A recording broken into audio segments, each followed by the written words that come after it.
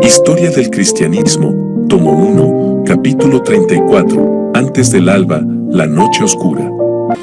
A furore Norman Norum, libéranos Domine, de la furia de los normandos, líbranos Señor. Letanía latina del siglo X. Por un tiempo, Carlomagno pareció haber arrancado la Europa occidental de las tinieblas y el caos en que había estado sumida desde las invasiones de los germanos en los siglos IV y V. Pero el hecho es que las invasiones germánicas no habían terminado y que aprovecharían la decadencia del imperio carolingio para reanudarse. Los normandos o vikingos. Durante varios siglos, los territorios que hoy comprenden los países de Dinamarca, Suecia y Noruega habían estado ocupados por varios pueblos llamados escandinavos.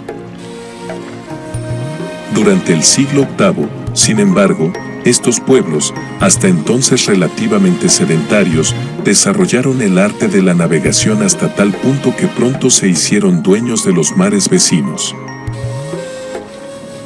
Sus naves, de más de 20 metros de largo, e impulsadas tanto por una vela cuadrada como por más de una docena de remos, podían llevar tripulaciones de 80 hombres. En ellas, los escandinavos pronto emprendieron incursiones al resto de Europa, donde se les llamó normandos, es decir, hombres del norte. Su ferocidad era tanto mayor por cuanto se basaba en su religión, que les aseguraba que los soldados muertos en batalla eran llevados por las hermosas valquirias al paraíso o Valhalla. Además, dada la desintegración del poderío carolingio, las ricas costas del norte de Francia quedaron relativamente indefensas y los normandos descubrieron que podían impunemente desembarcar en una región, saquear sus iglesias, monasterios y palacios, capturar esclavos y regresar a sus tierras con enorme botín. Puesto que frecuentemente atacaban los monasterios, se les tuvo por gente irreligiosa y su nombre sembró el pánico en toda Europa. Al principio los normandos limitaron sus ataques a las regiones más cercanas, en las islas británicas y en el norte de Francia. Pero pronto se volvieron más osados, ampliaron su campo de acción y se establecieron como conquistadores en diversos lugares. En Inglaterra, el rey de Wessex, Alfredo el Grande, 871-899, fue el único que logró resistir su embate. Pero a principios del siglo XI el rey de Dinamarca, Canuto, era dueño de toda Inglaterra. En Francia, los normandos tomaron y saquearon ciudades tales como Burdeos, Nantes y París, hasta donde llegaron remontando el Sena en el año 845. En España, saquearon lugares cristianos tales como Santiago de Compostela y musulmanes tales como Sevilla. Después pasaron por el estrecho de Gibraltar y empezaron a atacar las costas del Mediterráneo. A la postre se establecieron en el sur de Italia y en Sicilia, de donde expulsaron a los musulmanes y fundaron un reino normando. Todas estas conquistas no podían sino sembrar el pánico y el caos en Europa occidental. La efímera unidad que se había logrado bajo Carlomagno y Ludovico Pío se había roto, y no quedaba autoridad alguna capaz de oponerse a los desmanes de los escandinavos.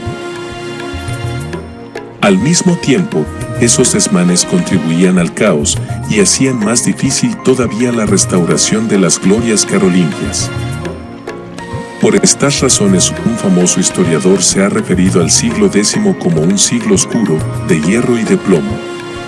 Desde el punto de vista político, el imperio logró cierto lustre hacia la segunda mitad del siglo, bajo Otón el Grande y sus sucesores inmediatos. Pero aún ese imperio restaurado tuvo que ser un imperio de hierro y de plomo. Desde el punto de vista religioso, el papado descendió al nivel más bajo de su historia. En cuanto a los normandos, a la postre todos se hicieron cristianos.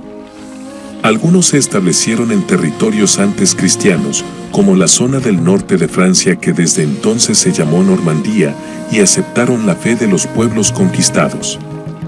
Otros sencillamente esperaron a que, por diversas razones, sus reyes se hicieran cristianos y entonces siguieron su ejemplo o su imperioso mandato, según el caso. En la primera mitad del siglo XI, bajo el rey Canuto, quien llegó a gobernar toda Inglaterra, Dinamarca, Suecia y Noruega, casi todos los escandinavos eran ya cristianos, al menos de nombre. Los magiares o húngaros. Al mismo tiempo que los normandos invadían la cristiandad occidental desde el norte, otro pueblo lo hacía desde el este. Se trataba de los magiares, a quienes el mundo latino dio el nombre de húngaros porque parecían comportarse como los hunos de antaño. Tras establecerse en lo que hoy es Hungría, los húngaros invadieron a Alemania repetidamente y en más de una ocasión atravesaron el Rin. La lejana Borgoña tembló bajo los cascos de sus caballos y hasta el extremo sur de Italia sus huestes marcharon, victoriosas y destructoras. Todo lo arrasaban a su paso y ciudades enteras fueron incendiadas. Por fin, en el 936, Enrique y el Halconero los derrotó decisivamente y desde entonces los ataques de los húngaros, aunque repetidos, fueron menos temibles. Poco a poco, los húngaros asimilaron la cultura de sus vecinos alemanes y de los eslavos que les estaban sometidos. A Hungría llegaron misioneros tanto de Alemania como del Imperio Bizantino. A fines del siglo X, el rey Geisa recibió el bautismo, así como su corte y su heredero, Beik. En el año 997, Beik, quien para entonces había tomado el nombre de Esteban, heredó la corona e inmediatamente les ordenó a sus súbditos que se hicieran cristianos. Por la fuerza, el país se convirtió. Tras la muerte de Esteban en el 1038, el pueblo lo tuvo por santo y por tanto se le conoce como San Esteban de Hungría. La decadencia del papado. El ocaso del papado no fue tan rápido como el de los carolingios. Al contrario, al faltar la unidad imperial, y por un breve tiempo, los papas fueron la única fuente de autoridad universal en la Europa occidental. Por esa razón, Nicolás I, quien reinó del 858 al 867, fue el papa más notable desde tiempos de Gregorio el Grande. El poder de Nicolás se vio aumentado por una colección de documentos supuestamente antiguos, las falsas decretales, que les daban a los papas enormes facultades. Los historiadores modernos han comprobado que las mentiras decretales fueron escritas, no por el Papa, sino por ciertos miembros de la baja jerarquía alemana, que querían aumentar el poder del papado como un freno contra sus superiores directos. Pero en todo caso el hecho es que Nicolás creía, junto a toda Europa, que las decretales eran genuinas y a base de ellas actuó con una energía sin precedente. Buena parte de su actuación fue en pro de la paz, que a su parecer los poderosos rompían por razones triviales, mientras era el pueblo quien sufría los desmanes de la guerra. Además trató de intervenir en el caso del rey Lotario II, que había abandonado a su esposa para casarse con la que había sido su concubina desde su juventud. El sucesor de Nicolás, Adriano II, siguió la misma política. Los cronistas cuentan que cuando Lotario III y su corte se presentaron en Montecassino a la comunión en que el Papa oficiaba, este lo conminó: si te declaras inocente del crimen de adulterio, por el que te excomulgó el Papa Nicolás, y prometes nunca más tener relaciones ilícitas con la ramera Gualdrada, acércate aquí con fe y toma este sacramento para remisión de tus pecados. Pero si estás pensando volver a revolcarte en el pecado del adulterio, no lo recibas, para que no provoques el juicio terrible de Dios. El rey y todos los presentes temblaron, sobre todo por cuanto el Papa amonestó a los demás con palabras semejantes. Pero al fin de cuentas todos tomaron la comunión. Poco después fue toda Europa la que tembló, al saber que una terrible plaga se había desatado en la corte del rey, y que él y todos los que con él comulgaron aquel día habían muerto. El próximo Papa, Juan VIII, tuvo un reino mucho menos glorioso. Los sarracenos amenazaban a Italia y el Papa apeló a Carlos el Gordo, a quien hizo rey de Italia. Pero después de recibir los honores debidos, el nuevo rey marchó a Francia, donde le preocupaban las invasiones de los normandos, y el Papa tuvo que pedir auxilio a la corte bizantina. Este fue uno de los papas que tuvo que ver con el caso de Focio, que discutimos en el capítulo anterior, y la necesidad en que se encontraba lo obligó a hacer concesiones a los bizantinos que de otro modo no habría hecho. Por fin murió asesinado en su propio palacio, donde el ayudante que lo envenenó, al ver que demoraba en morir, le asestó un golpe de mallete en el cráneo. A partir de entonces los papas se suceden unos a otros con rapidez vertiginosa. Su historia se vuelve tan complicada y tan llena de intrigas que aquí no podemos sino mencionar algunos acontecimientos que son típicos de aquellos tiempos. El papado se volvió manzana de discordia entre distintos partidos romanos y transalpinos. No faltaron los papas que fueron estrangulados o que murieron de hambre en los calabozos en que los habían puesto sus sucesores. A veces hubo más de un papa y hasta 3. Veamos algunos ejemplos. En el año 897 Esteban VI presidió sobre el llamado Concilio Cadavérico. Su antecesor Formoso, el mismo que antes había sido misionero entre los búlgaros y que después había sido papa, fue desenterrado.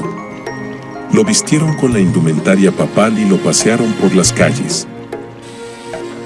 Después lo juzgaron, lo declararon culpable de varios crímenes, le cortaron los dedos con que había bendecido al pueblo y echaron el resto de su cuerpo al Tíber. En el 904, Sergio III hizo encarcelar y degollar a sus 2 rivales, León V y Cristóbal I. Este mismo papa llegó al poder mediante el apoyo de una de las familias más poderosas y ambiciosas de Italia. A la cabeza de esta familia se encontraban el patricio Teofilacto y su esposa Teodora. El propio Sergio III era amante de la hija de Teofilacto y Teodora, Marosia. Poco después de la muerte de Sergio, Marosia y su esposo Guido, marqués de Tucia, se adueñaron del palacio de Letrán e hicieron prisionero al Papa Juan X, a quien después mataron cubriéndole el rostro con una almohada. Tras los breves papados de León VI y Esteban VII, Marosia colocó en la sede pontificia a Juan X I, el hijo que había tenido, años antes, de Sergio III. 30 años después de la muerte de Juan X I, un nieto de Marosia ocupaba el papado, bajo el nombre de Juan X II. Juan X III era hijo de Teodora, la joven hermana de Marosia. Su sucesor, Benedicto VI, fue derrocado y estrangulado por Crescencio, hermano de Juan X III. Juan XIV murió de hambre o envenenado en el calabozo en que lo puso Bonifacio VII, quien a su vez fue envenenado. Durante un breve periodo, el emperador Otón III intervino e hizo nombrar a 2 papas, primero a su sobrino de 23 años, quien tomó el nombre de Gregorio V, y después al célebre erudito Gerberto de Aurillac, quien bajo el nombre de Silvestre II, hizo todo cuanto estuvo a su alcance por reformar la Iglesia, pero con poco éxito. Empero a la muerte de Otón, la familia de Crescencio se adueñó de nuevo del papado, hasta que los condes de Tusculum impusieron su voluntad e hicieron nombrar, sucesivamente, a Benedicto VIII, Juan XIX y Benedicto IX. Este último tenía 15 años al ceñirse la tiara papal. 12 años después abdicó, a cambio de que su padrino, quien lo sucedió con el nombre de Gregorio VI, le concediera ciertas rentas eclesiásticas procedentes de Inglaterra. Gregorio VI trató de reformar la Iglesia, pero pronto se encontró en una situación difícil, pues Benedicto IX, después de abdicar, volvió a reclamar el papado. Además, la familia de Crescencio no contenta con haber perdido su antiguo poder, tenía su propio papa, quien se daba el nombre de Silvestre III. En medio de aquel caos, Enrique III de Alemania decidió intervenir. Tras entrevistarse con Gregorio VI, reunió un sínodo en Sutri en el año 1046. Este sínodo, siguiendo las directrices reales, declaró depuestos a los 3 papas que se disputaban el título y nombró a Clemente II. Además promulgó una serie de decretos contra la corrupción eclesiástica, particularmente la compra y venta de cargos. Clemente II murió tras un breve pontificado, y entonces Enrique III, a quien Clemente había coronado como emperador, decidió ofrecerle el trono papal al obispo de Tula, Bruno, conocido por su celo reformador. Empero, Bruno se negó a aceptar el pontificado, mientras el pueblo de Roma no lo eligiera. Con ese propósito, Bruno partió hacia Roma. En su pequeña comitiva iban 2 monjes, Hildebrando y Humberto. Tras siglos de tinieblas, la cristiandad occidental clamaba por una nueva luz, y aquellos 3 hombres se preparaban a ofrecerla. Historia del cristianismo 1994. Tomo 1, fin de la parte 3, la era de las tinieblas. Justo L. González.